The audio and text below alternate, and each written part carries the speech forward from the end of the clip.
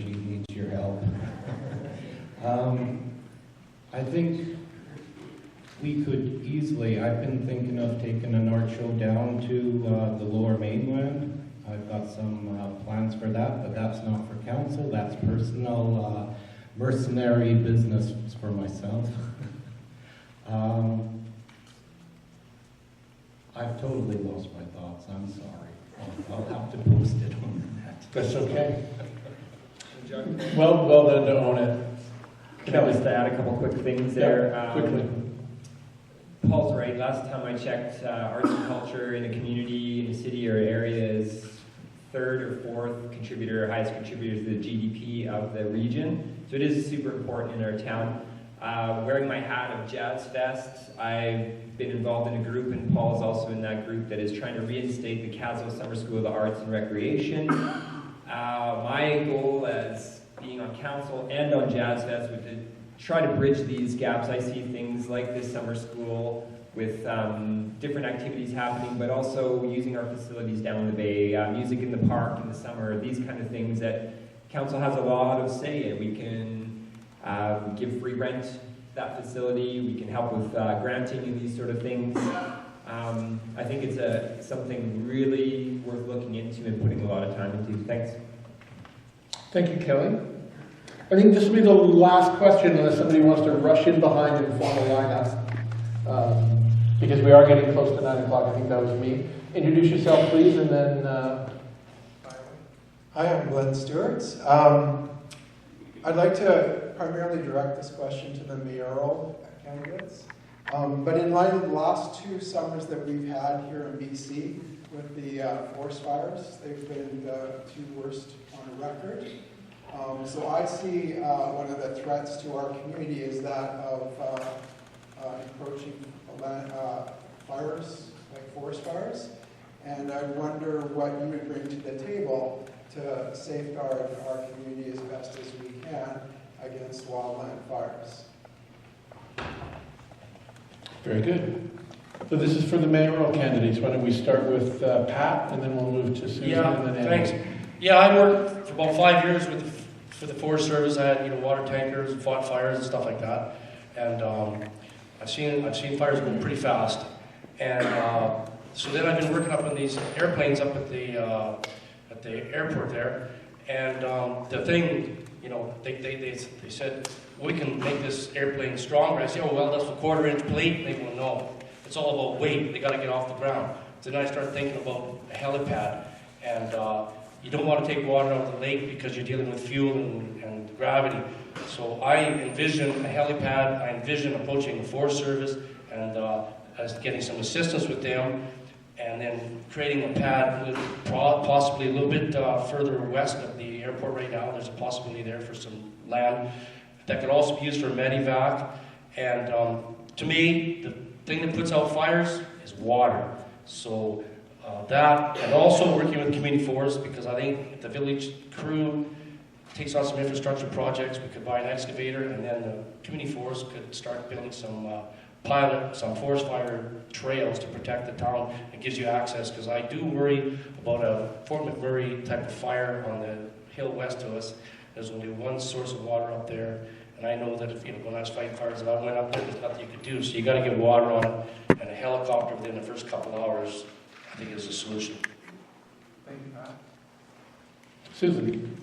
Okay, I already mentioned that we do have a helipad up at the airport and a little bit of a staging area for the ministry. I think we need to start looking after ourselves first. There is the program through the regional district where you can get your homes fire smarted. They will come and do an assessment. It could take up to 4 hours.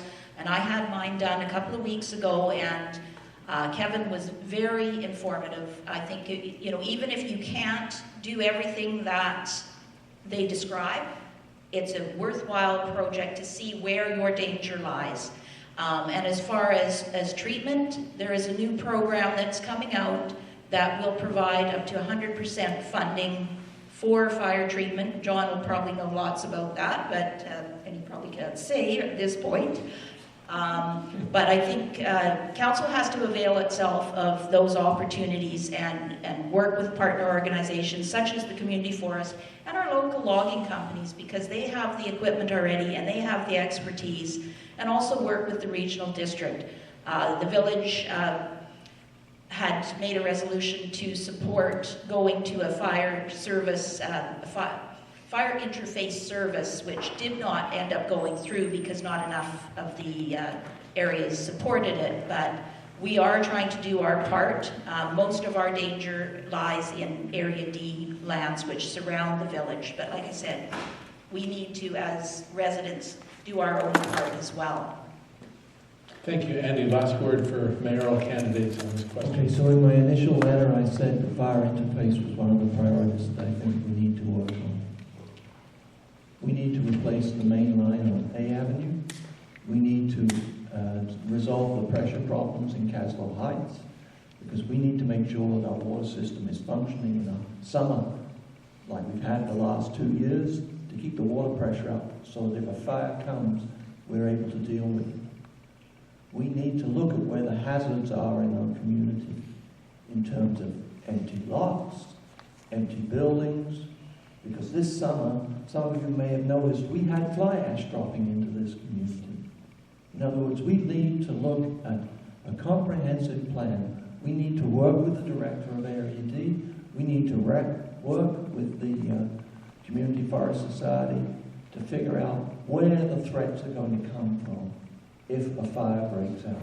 We know historically what the patterns are. We need to be prepared to deal with that. We've got lucky the last 2 summers. Thank you. Thank you, Andy.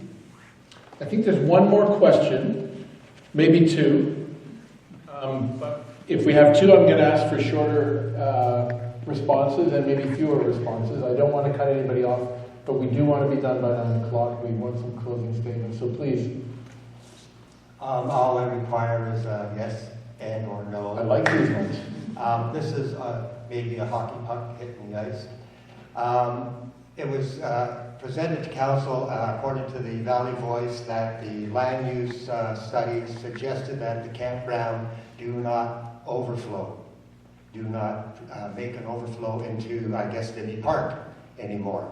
Are you in agreement with this? And if not, do you feel that for once council should consult the people who live around the park to find out what they feel about the situation? Is that yes or no to 2 questions or to 1 question? 2 parts. Can they give the same answer to both, or does it have to be a yes and a no, but they get to? Okay. Do we get it? Like, can you repeat the question? Is a yes or no question when there's 2 of them? It was suggested that the campground not overflow anymore. Yeah. Okay. If council, should council respect this suggestion, and if not, should they perhaps consult with the people who live around the park and were impacted by the overflow as to what they think of the idea? Okay. So I think if you answer yes to the question, you don't have to answer the second question. Why don't we start here, Molly?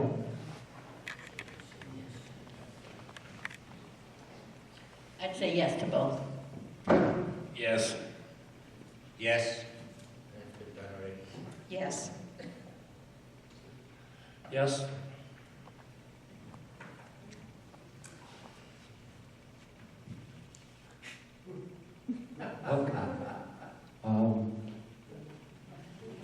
Abstain from the first one, and definite yes. That's been my battle cry through this whole thing. Consult you. Yes for major events only. Yes to both. I'm going to go with probably, but we definitely have to consult the town and see if the people around there, if it really affects them, they really don't want it to happen, they're the ones who have to live there, so I'd say yes. Yes to consultation, and in terms of expansion, depending on what the consultation may be. Switch the 2 questions around. Interesting. Late in the day. Just about bit it right there. Randy, we'll leave the last question for you, and then I'll invite closing Okay, so my name's Randy Morris, so this is sort of a wrap-up question.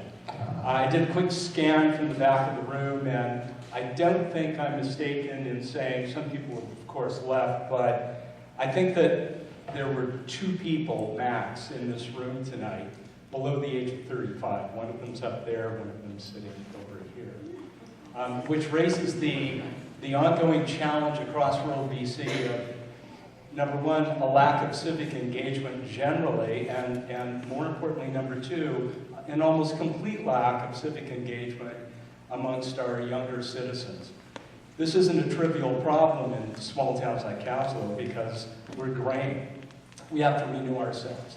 So this is a complex issue. We could spend all night talking about that, and you don't have all night, and we certainly don't. So I just want to pose the following question to each of you. You can answer it very quickly. But here's your chance to actually inspire, perhaps, some people who are not here tonight. And in particular, some of our fellow citizens who are younger than we are. And the question is, if you had to, and I'm asking you to have to, envisage what Kaslo is going to look like in 20 years, what would that be? What's your vision for Kaslo going out 20 years from now? Shrunk down to an incredibly compact answer of 15 or 20 seconds, right, John? And you know what, let's do this. That is such a great question. Why don't we blend that question in with your closing statements? Okay, and I would just encourage you to, I know that so much of local government is all about nuts and bolts and having to react to issues, and not all of it is terribly exciting. In fact, a lot of it is really quite boring, but daily life is made of all these little bits and pieces. But you also have a bully pulpit. You have an opportunity to, and it doesn't cost a dime for you to do this, to inspire us. So keep that in mind as you give us your answers. So let's do this then. These are your closing statements. A minute, maybe ease over a little on the healthy side of a minute. How do we inspire the people who aren't here? What is your vision for Kaslo in 20 years from now? And you're speaking to many of the people who aren't here. And Andy, I see your hand. We're going to do this the other way. We're going to start in the middle and go back and forth so that it's nice and even.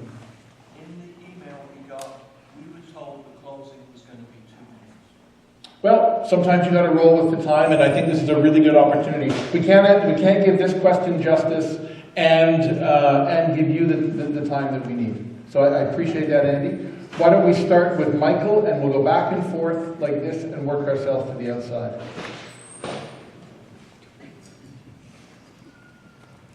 Okay, in 20 years, I envision a council that listens to people, where the community's involved. I see Selkirk College having a good satellite up here. I think the airport expanded some, and Selkirk having some training courses there for maintenance of airplanes, unless we all go to flying cars, which they're trying to do right now. I would say I've been to, Randy put on a meeting at the Langham for how to develop this community. I was there. There were one or two other candidates there. Selkirk had an expansion meeting, or had a meeting last night. I was there, Susan was there, and Mr. Lang was there. I think what I want to envision is a council that has listened. I want to see families here where we have housing for people, where we don't have people being forced to move away from here. We talk about attracting families here. Why don't we try and keep the families that are already here? That's a novel concept, I think, for the council. How much time? Okay.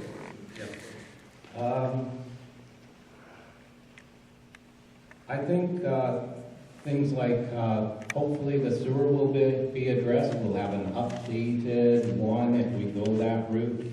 That's more like a biodiverse And Andy could tell you more about that. It's very interesting.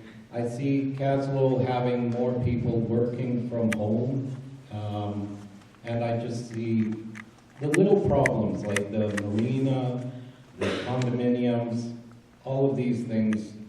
They're not that difficult. They really aren't. All we need to do is come together, work really hard on solving them. And the fact that you people turn out for the housing meeting, for this meeting, it shows the dedication of this village. We're like a frontier, and that's why I want to see the happy, neighborly frontier type village that we've been for years, and where we're still neighbors, which has been lost so bad in the rest of the world in many places. Thank you. Pat? Great, thanks. Well, to look forward 20 years ago, look back 20 years. When the school was built, it was for 450 students, and the economy was steaming here. Movies were being made, and there were lineups at the restaurants. And that's what we need to do to keep people, young people here. You have to have an economy. And I see shoulder tourism as providing a bit of work, developing the townhouses in Kaslo Bay by approaching some investors, and that'll introduce some housing and create some more work, and also a little bit of, hopefully, we could try and get the Forest Service up here in the summer times to make an advanced forwarding base here.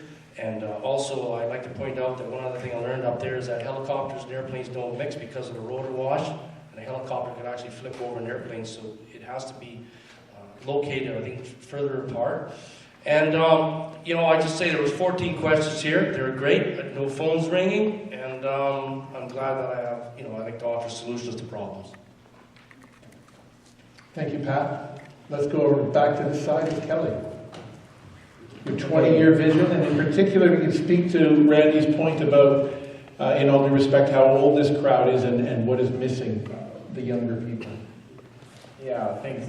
So 20 years, my vision, double our population, increase the arts and recreation, tourism, economy, along with building a sustainable tech industry here to attract the millennials, along with supporting businesses like the Angry Hen, the Taqueria, all these places that the young millennials want to have in their towns. Yeah, that's what I'm looking at. I want to also take this opportunity to thank the people of Kaslo for taking a chance with me in the last term, and I look forward to hopefully doing it for you again.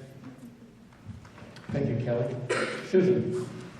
All right, keeping Randy's question in mind, I would like to see us support the youth more. I actually have a son who moved back from Calgary because they were tired of city life, and I participated with the Escape the City contest, and one of the couples that won has actually bought a home in the area and is relocating, so that's wonderful. And what we have to do, I think, is in part maintain what is attracting people here, and that's the small town feel. We don't have box stores.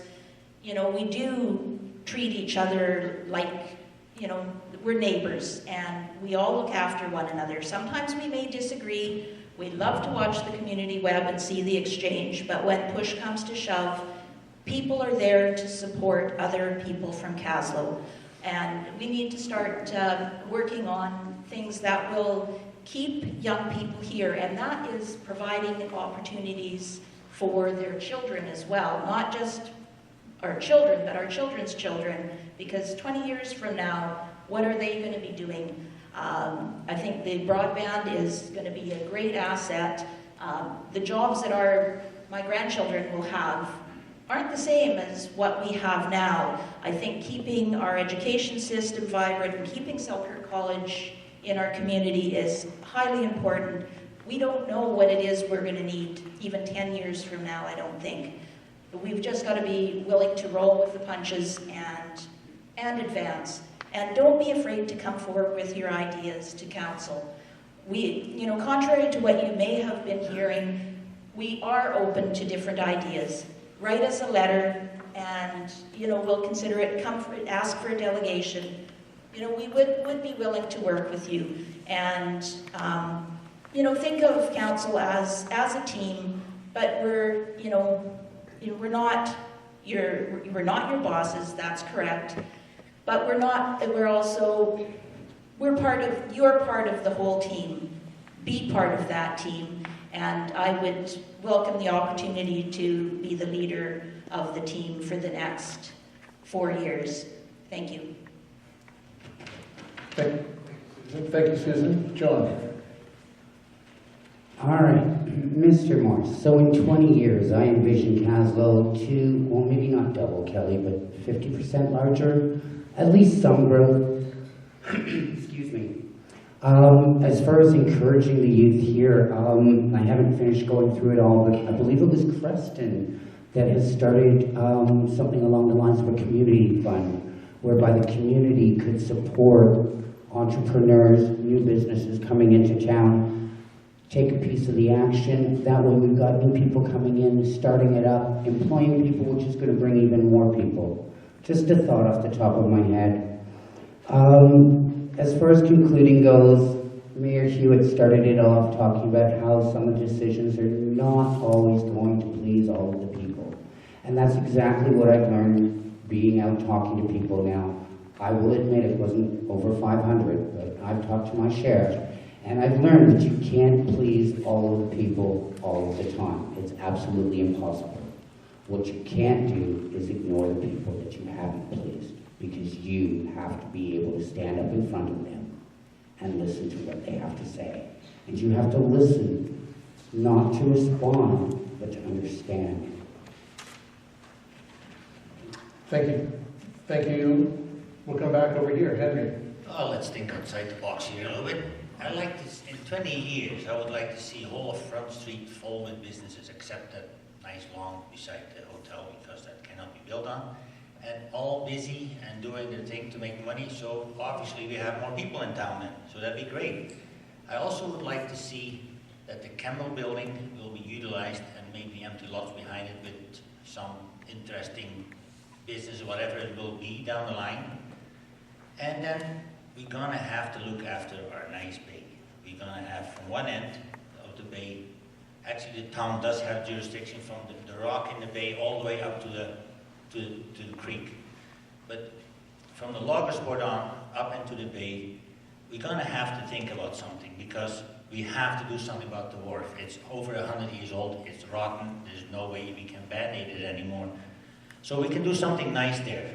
And it'd be nice to hear from all of you guys to get some ideas. I think we can put in an extended boat for boats, and maybe a nicer, like I said, people come visit here, they have no place to dock.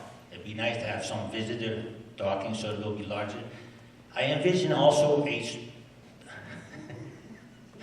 some kind of a docking for the kayaks, some storage facility, and maybe for the disabled, there's some interesting gadgets available that they can launch into the lake. I think that would be ideal to have something like that. And electric golf carts. Wouldn't that be neat that we could have them driving around in town? I think that'd be cool. Good for the environment, and you can park more. Very good. Thank you, Henry. Jeffrey. So, what attracted me to Kaslo in the first place was pretty much exactly what we have now. I like the mountains, I like the lake, I like the scenery, and I especially like the people. When I first came here, everyone was very friendly, very welcoming.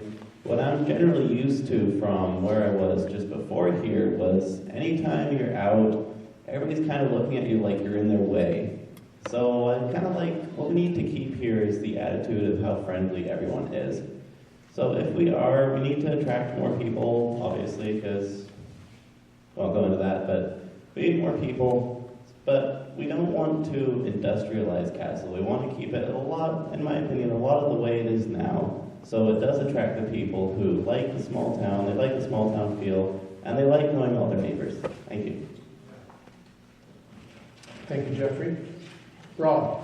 Yeah, Kaslo is a very resilient town. When I moved here 40 years ago, it was definitely a resource-based community. There was probably over 200 people working in the sawmills up the lake, and the economy was pretty much driven by the forest industry.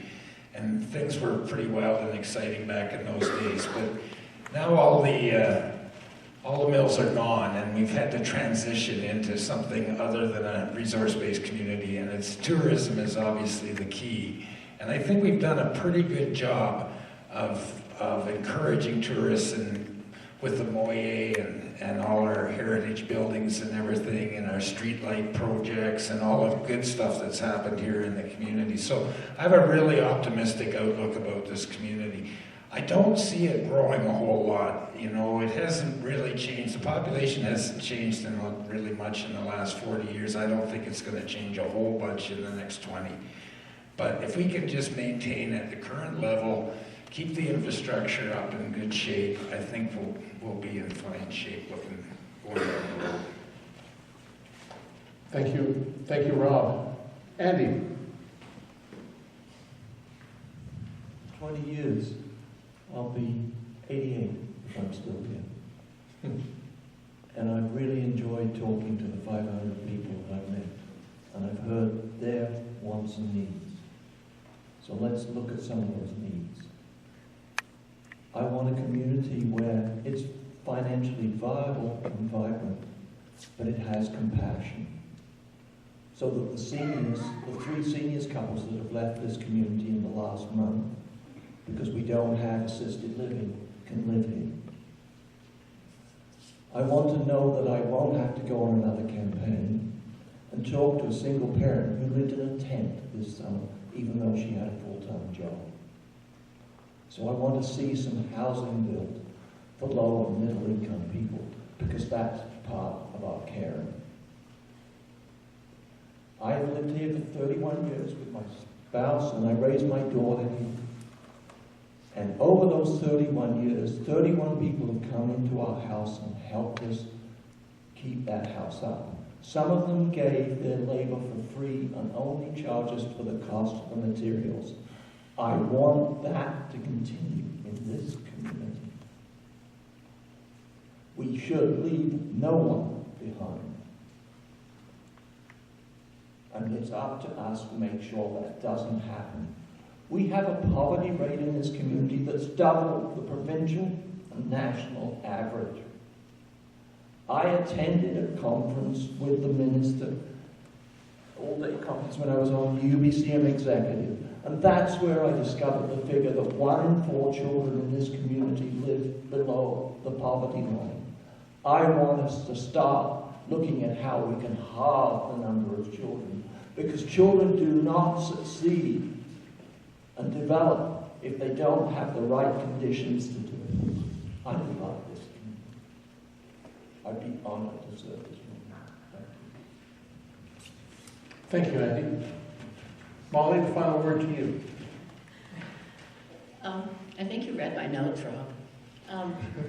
You know, I agree with Rob that Kaslo is a very resilient community. So whatever is happening in 20 years, the vision I have is basically what I have for right now. A community that's diverse in nature, with a council that is representative of that, that's connected not only locally, provincially, nationally, but globally as well.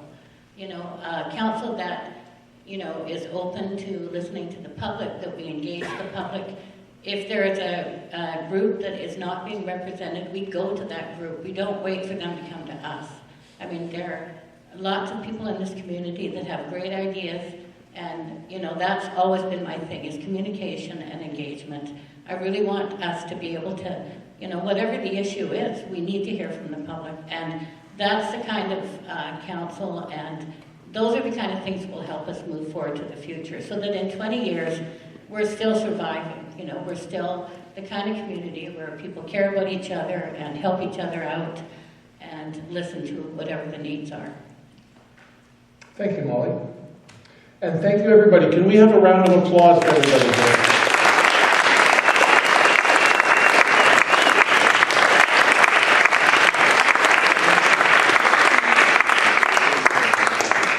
Win or lose, it's a very, very often thankless job to represent a small town.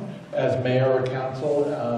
So thank you for putting your names forward, everybody, and thank you everybody for showing up, asking such great questions, and